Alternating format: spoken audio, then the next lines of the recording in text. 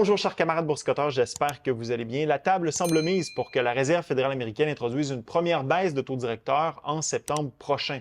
Par contre, est-ce que ce sera un rendez-vous manqué? Eh bien, c'est ce qu'avancent certains économistes aux États-Unis qui pensent que la Fed aurait dû agir aujourd'hui et ne pas attendre à septembre prochain.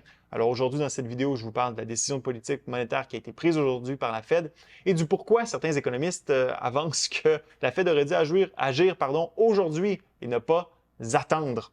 Alors, communiqué de presse habituel qui a été publié par la Réserve fédérale américaine, pas beaucoup de changements. On est venu requalifier l'inflation pour signaler que celle-ci était moins élevée qu'elle l'était auparavant, par rapport à juin notamment, et changer cette petite phrase ici pour nous signaler qu'il y avait un équilibre dans les deux mandats qu'a la Réserve fédérale américaine, c'est-à-dire maintenir le plein d'emploi et l'inflation à sa cible de 2 Donc, il n'y a pas d'urgence à agir sur un mandat par rapport à l'autre, comme c'était le cas, par exemple, en 2021-2022, où l'inflation était au plafond. Alors, la décision qui a été prise aujourd'hui n'était une surprise pour personne. Plus de 98 des participants au marché s'attendaient au maintien du taux directeur de la Fed dans la fourchette de 5,25 à 5,5 La Fed qui nous a répété qu'elle surveillait bien sûr les données économiques qui étaient publiées afin d'ajuster sa politique monétaire et qu'elle voulait avoir un peu plus de certitude dans la trajectoire que prenait l'inflation de retour à sa cible de 2 avant d'agir. Donc, bon, il n'y a plus vraiment d'inquiétude par rapport à ça. On est pas mal certain là, que l'inflation est en route vers la cible de 2 de la Fed. Si vous regardez l'IPC, on est à 3 et si vous regardez le PCE, qui est surveillé par la Réserve fédérale américaine, on est à 2,5 Donc, il n'y a pas vraiment de risque inflationniste à la hausse pour l'instant. Et c'est peut-être la raison pour laquelle certains se sont demandé pourquoi la Fed n'agissait pas et n'abaissait pas son taux directeur aujourd'hui, compte tenu des risques assez faibles de revoir l'inflation accélérée. Un des critiques de la Réserve fédérale américaine, c'est Bill Dudley, lui-même un ancien de la Fed, qui est venu nous dire que la Fed aurait dû agir aujourd'hui, sinon, sans quoi elle augmentait les risques de causer une récession aux États-Unis. Donc, son article juste ici, la Fed n'aurait pas dû attendre à septembre finalement. Donc, l'article qui a été publié il y a environ une semaine. Pourquoi? Parce que les efforts qu'a fait la Fed pour ralentir l'économie, ils sont visibles actuellement dans l'économie, notamment du côté de l'emploi. Si vous regardez le Household Survey qu'on a déjà analysé ensemble sur la chaîne, eh bien, au cours des 12 derniers mois, il y a 195 000 emplois seulement qui ont été ajoutés. Et si vous regardez les ouvertures de postes, on a 1,2 postes de disponibles pour chaque chômeur, ce qui est un ratio fortement en baisse par rapport aux pratiquement 2 postes pour chaque chômeur qu'on avait il y a quelques mois. Bill Dudley parle aussi de la Sam Rose, où on s'approche du seuil de déclenchement de la Sam Rose, qui est 0,5 Et lui nous indique que c'est critique, il faut suivre ça de près.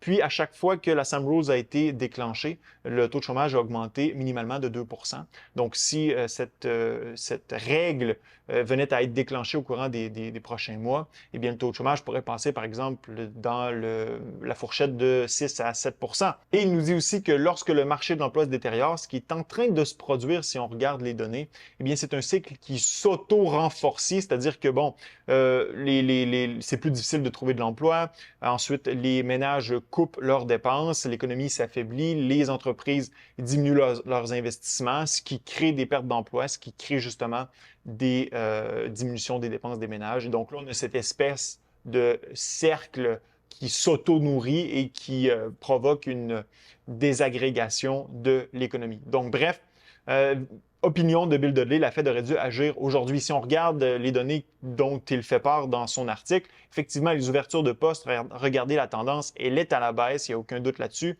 L'emploi, on voit la détérioration qui est en train de se produire. Regardez ici le taux de chômage qui est en train d'augmenter depuis quelques mois déjà.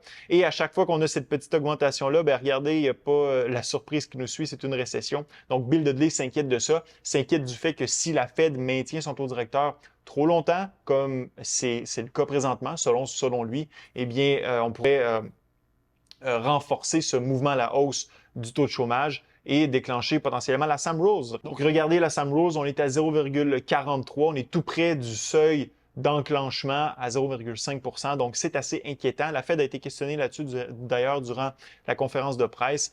Et Powell ne semble pas trop se préoccuper de cette règle qualifiée de statistique. Maintenant, pour septembre, 85 des participants au marché s'attendent à une baisse de taux directeur. Quelle va être l'ampleur de cette baisse-là? Bien sûr, le marché de l'emploi va dicter un peu l'ampleur de la baisse. Présentement, si vous regardez les obligations 2 ans, une baisse de 50 points de base dès septembre n'est pas rayée de la carte. C'est vraiment un scénario qui est plausible. Donc, au lieu d'avoir une première baisse de 25 points de base, la Fed pourrait tout de suite passer à 50 points de base. Bien sûr, c'est le marché de l'emploi qui va dicter tout ça. Powell, en conférence de presse, nous a dit que si l'inflation continuait la tendance qu'elle a présentement, si l'emploi se maintenait et si la croissance restait au rendez-vous, eh bien, c'était les trois conditions qui allaient bien sûr amener la Fed à réagir et à baisser son taux directeur. Mais il y a aussi le fait que si l'emploi se détériore plus rapidement qu'anticipé, vous pourriez voir la Fed agir aussi plus fortement à partir de septembre, mais ce n'est pas impossible aussi que la Fed réajuste son discours lors du Jackson Hole Symposium, donc qui va avoir lieu le 22 et le 24 août prochain. Alors, si on voit justement, parce qu'on a l'emploi vendredi qui va être publié, si les données sont plutôt moribondes, la Fed pourrait ajuster son discours puis venir vraiment confirmer cette baisse de taux en septembre qui n'a pas été officiellement confirmée durant la conférence de presse. Les marchés boursiers ont bien sûr fortement réagi là, à l'annonce de Jérôme Powell. Donc, le S&P 500 qui était en hausse de 1,58 %. Cette hausse se produit en parallèle avec des résultats d'entreprises qui sont assez encourageants là, de la part des grandes entreprises technologiques. Alors, tout ça, bien sûr, pourrait, par exemple, faire 180 degrés en fonction de ce qui va être publié vendredi prochain. Il faut vraiment surveiller l'emploi. Si l'emploi se dégrade plus rapidement qu'anticipé, les marchés pourraient bien sûr couler et ça pourrait forcer la Fed à venir changer son discours lors du Jackson Hole Symposium et peut-être justement introduire cette première baisse de 50 points de base en septembre prochain parce que ça va être signe qu'effectivement, la Fed aurait peut-être dû agir un peu plus rapidement et qu'on est en train d'entrer dans cette récession dont parle Bill Dudley. Pour ce qui est de la politique, la Fed a abordé le politique dans sa gestion de la politique monétaire. On a discuté sur la chaîne à plusieurs reprises, est-ce que la Fed pourrait éviter d'abaisser les taux directeurs pour ne pas influencer l'élection? Alors Powell a rejeté ça du revers de la main, a dit que la politique n'était absolument pas considérée dans l'ajustement de la politique monétaire.